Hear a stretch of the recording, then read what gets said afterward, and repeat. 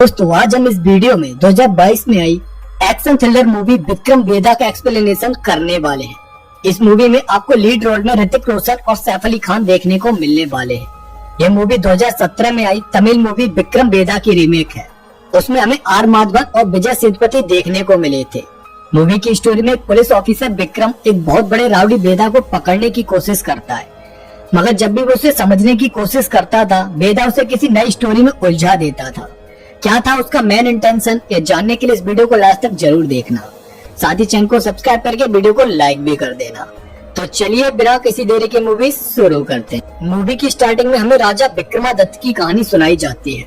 जब एक बार उनके राज्य में सूखा से लोग मर रहे थे, तब एक तांत्रिक उनके दरबार में आया था। वहाँ पर उसने राजा से विंध्याचल पर्वत पर एक गुफा में जाकर बेताल को पकड़ने के लिए कहा था, जिससे उनके राज्य पर आई विपदा को दूर किया जा सकता था। पर बेताल को पकड़ना आसान नहीं था, क्योंकि जब भी विक्रमादित्य उसे पकड़ने की कोशिश करते थे वो उन्हें एक नई कहानी सुनाकर असमंजस की स्थिति में डाल देता था। अब नेक्स्ट सीन में हम पुलिस ऑफिसर विक्रम और उनकी टीम को देख पाते हैं, जिसमें हाल ही में एक टीममेट दीपक की एंट्री होती है और वो एनकाउंटर से बहुत डरता था। विक्रम की यूनिट फेमस गैंगस्टर वेदा की गैंग को खत्म करने के लिए ही बनाई गई थी। उन लोगों को पता चला था कि वेदा के लोग एक ओल्ड मिल में छुपे हुए हैं और इसीलिए ही विक्रम अपनी टीम के साथ उस ओल्ड मिल में एनकाउंटर करने के लिए पहुंच गया था। वहाँ पर एनकाउंटर में विक्रम और उसकी टीम ने सारे लोगों को मार दिया था और फिर फाइनली उसे वहाँ पर वेदा का खास आदमी मुनि मिला, जिससे विक्रम ने वेदा के हाइडआउट के बारे में पूछा और जब उसने उसे कुछ नहीं बताया तो विक्रम ने उसे भी शूट कर दिया। पर उस एनकाउंटर में उन्होंने एक ऐसे पर्सन को मार दिया था जिसके पास कोई भी वेपन नहीं था, यानी वो कोई गैंगस्टर नहीं था।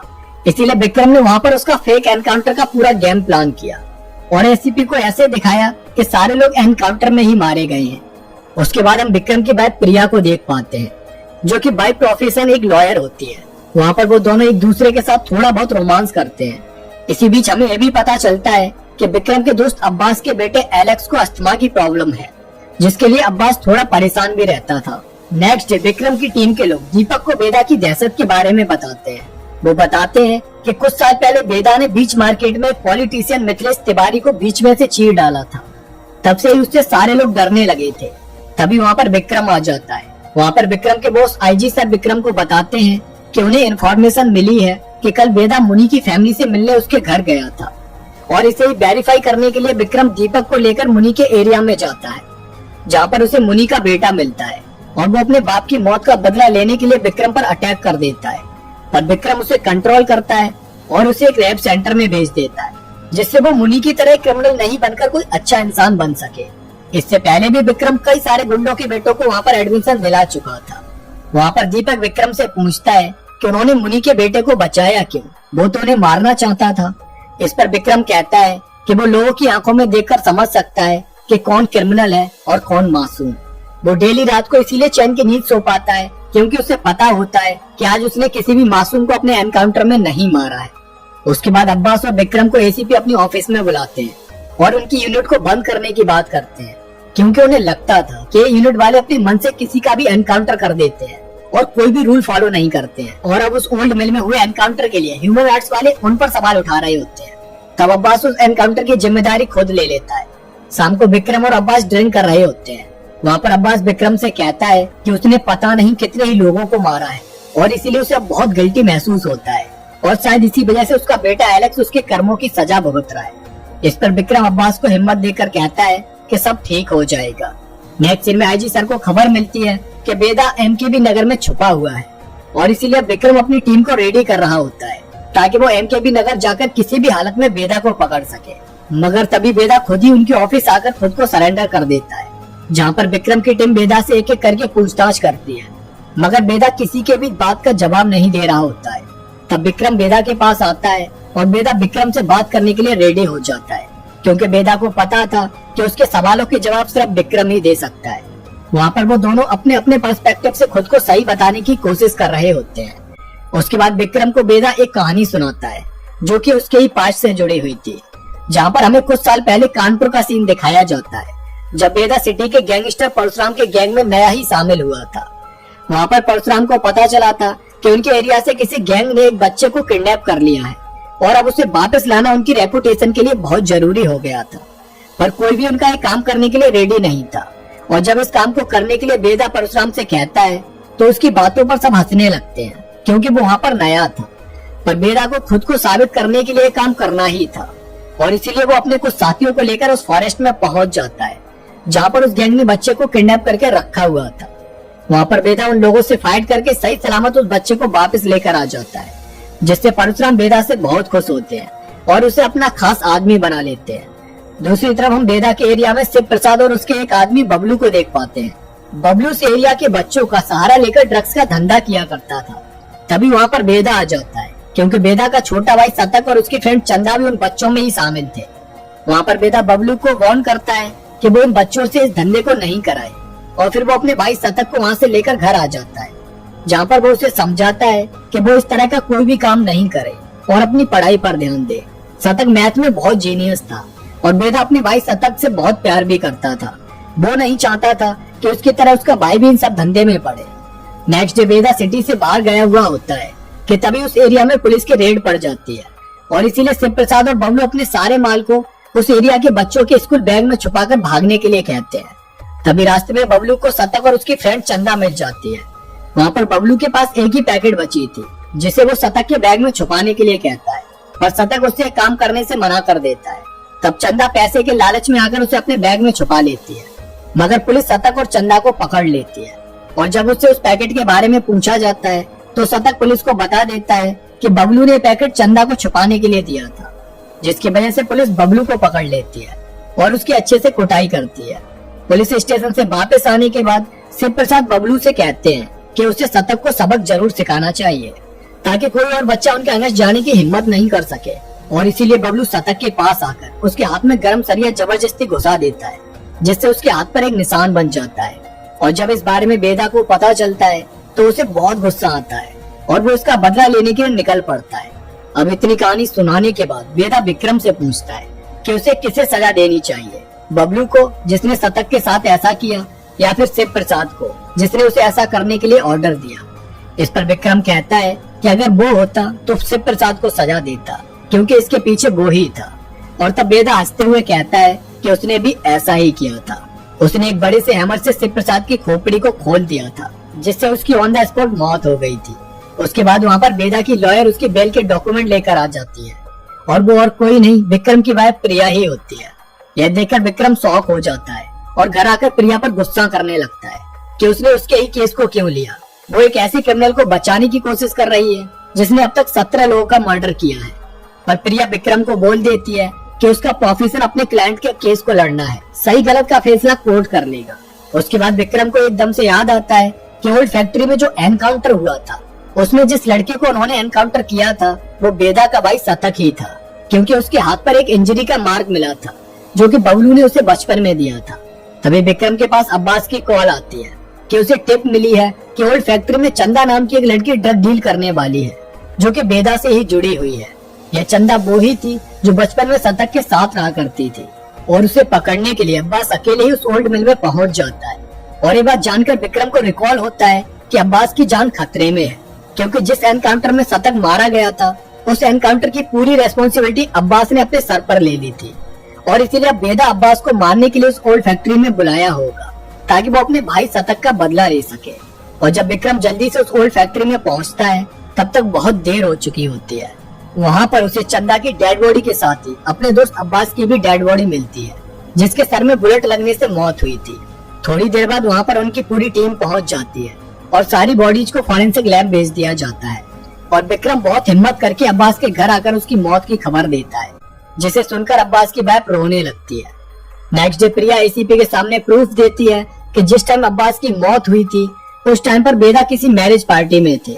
और फॉरेंसिक रिपोर्ट से भी पुलिस को यही पता चलता है कि चंदा के हाथ में जो रिवॉल्वर मिली थी उसी से अब्बास की मौत हुई थी। इसलिए अब इस केस को एसीपी विक्रम से लेकर सीबीसीआईडी को देने का फैसला करते हैं। इस बात से विक्रम और उनकी पूरी टीम बहुत परेशान होती है। तभी आईजी सर विक्रम को किसी भी हालत में बेदा को पकड़कर एनकाउंटर करने के लिए कहते हैं, और इसके लिए विक्रम एक प्लान बनाता है। उसे पता था कि बेदा के हाइडआउट के बारे में प्रिया को जरूर पता होगा, और इसीलिए जब प्रिया के पास उसके सीनियर की कॉल आती है बेदा के साइन लेने के लिए, तो वो बातें विक्रम सुन लेता है। हालांकि प्रिया को बेदा के हाइडआउट के बारे में तो पता नहीं था, पर वो फाइल उसे बेदा तक कैसे पहुंचानी है ये उसे पता था। और इसीलिए विक्रम अपनी टीम के साथ प्रिया का पीछा करने लगता है, जहाँ पर प्रिया वो फाइल एक आदमी को देकर खुद वहाँ से चली जाती है। और जब वो लोग उस आदमी का पीछा करते हैं तो वो मुनि के एरिया में पहुंच जाते हैं, जहाँ पर बेदा छुपा हुआ था। और जैसे ही बेदा को पता चलता है कि विक्रम उसे पकड़ने के लिए उस एरिया में आ चुका है, तो वो वहाँ से निकलने की कोशिश करता है, पर विक्रम उसके सामने आ जाता है, जहाँ पर उन दोनों के बीच एक अच्छी सी फाइट होती है। और फिर विक्रम बेदा का एनकाउंटर करने वाला होता है, पर वहाँ पर भीड़ जमा हो जाने की वजह से वो एनकाउंटर नहीं कर पाता है, और इसलिए वो बेदा को वहाँ से जंगल में लेकर आता है, जहाँ पर मरने से पहले बेदा विक्रम को एक और कहानी सुनाता है, जिसमें बेदा और उसके भाई शतक के प्यार को दिखाया गया था। वो दोनों एक दूसरे से बहुत प्यार करते थे, और शतक चाहता था कि बेदा ये धंधा छोड़कर उसके साथ एक अच्छी लाइफ जिए, पर बेदा को ये सब पसंद था। यहाँ पर शतक बेदा को बताता है कि उसने उसे खर्चे के लिए जो 5 लाख रुपए दिए थे, वो उसने छोटी शॉप चलाने वाले लोगों को लोन के लिए दे दिए, और उससे उन्होंने अपनी शॉप को बड़ा करके काफी मुनाफा कमाया, और इससे उनका पैसा भी डबल हो गया। तो इस तरह शतक ने बेदा की ब्लैक मनी को वाइट कर दिया था। उसके बाद शतक अपनी बचपन की गर्लफ्रेंड चंदा के पास आता है, और वहाँ पर चंदा उस पर गुस्सा करने लगती है, क्योंकि वो चाहती थी कि शतक यहाँ से दूर कहीं उसके साथ शादी करके रहे, पर शतक अपने भाई बेदा को छोड़कर जाना नहीं चाहता था। पर थोड़ी देर गुस्सा होने के बाद वो दोनों एक दूसरे से प्यार करने लगते हैं। दूसरी तरफ बेदा को उसके लोग बताते हैं कि उनके लोगों को मुंबई वाले गुंडे बहुत परेशान कर रहे हैं। उन्हें नहीं पता था कि वो लोग किसने और क्यों हायर किए थे, पर बेदा को शक था कि कोई उनके ही बीच का है जो उस मुंबई गैंग को उनकी सारी इन्फॉर्मेशन पहुंचाता है। उसके बाद बेदा के पास परशुराम एक गज्जू भाई के रेस्टोरेंट में आकर मिलते हैं, जहाँ पर वो बेदा से कहते हैं कि उन्हें पता चला है कि उसका भाई शतक ब्लैक को वाइट करता है, तो वो भी अपने 1 करोड़ रुपए को वाइट कराना चाहते हैं, और इसीलिए वो 1 करोड़ रुपए को बेदा को देकर चले जाते हैं, जहाँ बेदा अपने आदमी से उसे सेफ्टी से रखने के लिए कह देता है। दूसरी तरफ बबलू बेदा से कहता है कि वो उसके धंधे का पूरा 20% कमीशन ले जाता है, जबकि सारी मेहनत तो वो करता है। इस पर बेदा बबलू को समझाता है कि उसकी लाइफ की सिक्योरिटी भी तो वो ही देता है, और ये 20% उसकी लाइफ की सेफ्टी के लिए ही है। वहीं पर शतक को पता चलता है कि बेदा के आदमी ने परशुराम के 1 करोड़ रुपयों को चंदा के घर में जाकर रख दिया है। इस पर शतक भागते हुए चंदा के पास आता है, क्योंकि उसे लगता था कि वो इन रुपयों को देखकर उस पर गुस्सा करने लगेगी। पर घर आकर शतक को सारा सामान बिखरा हुआ मिलता है, और कुछ ब्लड स्टेन्स भी मिलते हैं। इसीलिए शतक बेदा को आकर बताता है कि कोई चंदा को किडनैप करके सारे पैसे लेकर चला गया है। यह सुनकर बेदा को लगता है कि यह सब परशुराम के आदमी रवि ने किया होगा, और इसीलिए वो उसे मारने पहुंच जाता है। मगर वहाँ पर परशुराम बेदा से कहते हैं कि इसमें रवि का कोई भी हाथ नहीं है, और उसे उसका पैसा सूद समेत वापस चाहिए, क्योंकि उसके पैसे की जिम्मेदारी उसने उसे दी थी। उधर शतक को चंदा की कॉल आती है, और वो उसे बताती है कि उसने इतने सारे पैसे पहली बार देखे थे, इसलिए उसकी नीयत खराब हो गई थी, और वो उन पैसों को लेकर भाग गई थी। पर अब उसे रियलाइज हुआ कि वो शतक के बिना नहीं रह सकती है, इसलिए वो उन सारे पैसों को लेकर वापस लौट आती है। यह सब देखकर बेदा को चंदा पर गुस्सा तो बहुत आता है, पर शतक की वजह से वो उससे कुछ कह नहीं पाता है। उसके बाद जब बेदा उन पैसों को परशुराम को वापस करने जाता है, तो परशुराम बेदा से चंदा को मारने के लिए कहता है, क्योंकि इससे उनकी इज्जत खराब हुई थी। और ये सब बताने के बाद बेदा फिर से विक्रम से सवाल करता है कि अब वो किसकी साइड लेगा, परशुराम की या फिर अपने भाई शतक की। इस पर विक्रम थोड़ा सोचकर बोलता है कि उसे अपने भाई शतक की साइड लेनी चाहिए, क्योंकि वो मासूम है। तब बेदा कहता है कि उसने अपने भाई की ही साइड ली, जिसकी वजह से परशुराम की गैंग और बेदा की गैंग के बीच में अब गैंगवार छिड़ गया था, और इसलिए बेदा ने शतक और चंदा को उनकी सेफ्टी के लिए मुंबई भेज दिया था। अब इन द प्रेजेंट सीन में बेदा विक्रम पर अटैक करके वहाँ से भाग जाता है, पर इसके बाद विक्रम बहुत परेशान हो जाता है, क्योंकि पहली बार उसने एनकाउंटर में किसी मासूम की जान ले ली थी, जिसे वो पहचान नहीं पाया था। उसके बाद विक्रम अपनी टीम को बताता है कि किसी ने पहले से चंदा को ओल्ड फैक्ट्री में बांधकर टॉर्चर किया था, और ऐसा उसे चंदा की डेड बॉडी के फोटोज देखकर पता चला था। चंदा को टॉर्चर करने का रीजन शतक को मुंबई से यहाँ पर वापस बुलाकर मारना था, यानी अब्बास के जिस इन्फॉर्मर ने उसे एक खबर दी थी, उसने जानबूझकर वो खबर अब्बास तक पहुँचाई थी, ताकि उस शूटआउट में शतक की मौत हो जाए और पुलिस बेदा की दुश्मन बन जाए। और इसीलिए विक्रम नेक्स्ट डे उस इन्फॉर्मर को ढूंढते हुए उसके एरिया में जाता है, पर तब तक कोई उस इन्फॉर्मर को मार चुका होता है। पर तभी विक्रम को वहाँ पर मुंबई गैंग का लीडर मिल जाता है, और उससे विक्रम को जानकारी निकालने की कोशिश करता है, मगर उससे पहले ही दीपक आकर उसे शूट कर देता है, क्योंकि उसे लगा था कि वो गैंग लीडर विक्रम को मार देगा। उसके बाद बेदा प्रिया से आकर मिलता है, जहाँ पर वो प्रिया को बताता है कि आगे चलकर विक्रम को उसकी जरूरत पड़ने वाली है, नेक्स्ट डे रात को विक्रम इस केस को लेकर थोड़ा परेशान होता है। तब प्रिया विक्रम को बताती है कि वेदा ने उससे कहा था कि विक्रम सर एक जगह आकर रुक जाएंगे, तब उन्हें उसकी जरूरत पड़ेगी। और उसने विक्रम के लिए कोड बताया था, गज्जू भाई की शॉप। और इसीलिए विक्रम गज्जू भाई की शॉप पर पहुंच जाता है, जहाँ पर कॉल से विक्रम की बात वेदा से होती है। और वहाँ पर विक्रम वेदा को बताता है कि उसके भाई शतक को मुंबई से बबलू ने बुलाया था और उसकी मौत के पीछे बबलू का ही हाथ है। और इसीलिए वेदा गुस्से में बबलू के पास पहुंच जाता है और उसे मारते हुए उसी ओल्ड मिल में लेकर आता है, जहाँ पर उसके भाई शतक का एनकाउंटर हुआ था। तभी वहाँ पर विक्रम भी पहुंच जाता है और वहाँ पर विक्रम के सामने ही वेदा बबलू को मार देता है। तब विक्रम वेदा पर गुस्सा होता है, क्योंकि उसे बबलू से जानना था कि अब्बास को उसने क्यों मारा। इस पर वेदा विक्रम को बताता है कि अब्बास को बबलू ने नहीं मारा। और फिर वेदा उसे एक और कहानी सुनाता है। यह उस टाइम की बात थी जब वेदा और परशुराम के गैंग के बीच गैंगवार छिड़ गया था और तब वेदा शतक से मिलने मुंबई गया था। लास्ट टाइम तभी वेदा ने उसे देखा था। वहाँ से वेदा कुछ गन्स और AK-47 लेकर आया था, जिसके बाद वो परशुराम के लोगों को एक एक करके मौत के घाट उतारने लगा था। तब बबलू ने वेदा और उसकी गैंग को खत्म करने के लिए अब्बास से हाथ मिला लिया था और अब्बास को उसने पैसे देकर एनकाउंटर के नाम पर वेदा के सारे लोगों को मरवा दिया था, पर वेदा बच गया था। यह सुनकर विक्रम को यकीन नहीं होता कि अब्बास कुछ ऐसा भी कर सकता था। तब वेदा उसे बताता है कि अब्बास के बेटे के इलाज के लिए उसे बहुत सारे पैसों की जरूरत थी और इसीलिए ही बबलू ने उसे पैसे देकर खरीद लिया था। पर अब्बास को किसने मारा था, ये पहली अभी भी विक्रम को सॉल्व करना बाकी था। इसके बाद विक्रम पता लगा ही लेता है कि अब्बास को किसने मारा था और अब्बास को मारने वाला और कोई नहीं, उसकी ही खुद की टीम थी। यानी IG सर और उनकी टीम ने ही अब्बास को मारा था। दरअसल बबलू ने विक्रम को छोड़कर उसकी पूरी टीम को 50 लाख रुपए दिए थे वेदा को मारने के लिए, मगर शतक की मौत के बाद अब्बास का जमीर जाग गया था और उसने IG सर का साथ देने से मना कर दिया था। और इसीलिए उन्हें डर था कि कहीं अब्बास अपना मुंह नहीं खोलते, इससे वो सब फंस जाते। तब उन्होंने अब्बास को मारने के लिए सब प्लान किया। उन्होंने चंदा को किडनैप करके पहले टॉर्चर किया और उसे बचाने के लिए जब अब्बास उस ओल्ड मिल में पहुंचा तो वहाँ पर बबलू के लोगों ने शूट आउट करना स्टार्ट कर दिया, जिसमें चंदा की मौत हो गई। और चंदा की मौत के बाद IG सर ने उसके हाथों में रिवॉल्वर देकर अब्बास को शूट करवा दिया और चंदा लेफ्टी थी। यह बात वेदा ने एक बार विक्रम को बताई थी, जबकि IG सर ने उसके राइट हैंड में गन थमा दी थी। इससे विक्रम को पता चल गया था कि चंदा ने अब्बास को नहीं मारा था। अब IG सर भी इस बात को कन्फेस कर लेते हैं और तभी विक्रम IG सर को गन पॉइंट पर ले लेता है। पर तभी दीपक आकर विक्रम को मारने की कोशिश करता है, मगर सही टाइम पर वेदा आकर विक्रम को बचा लेता है।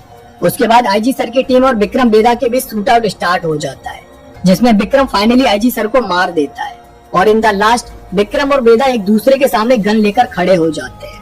और इसी के साथ इस मूवी की भी एंडिंग हो जाती है।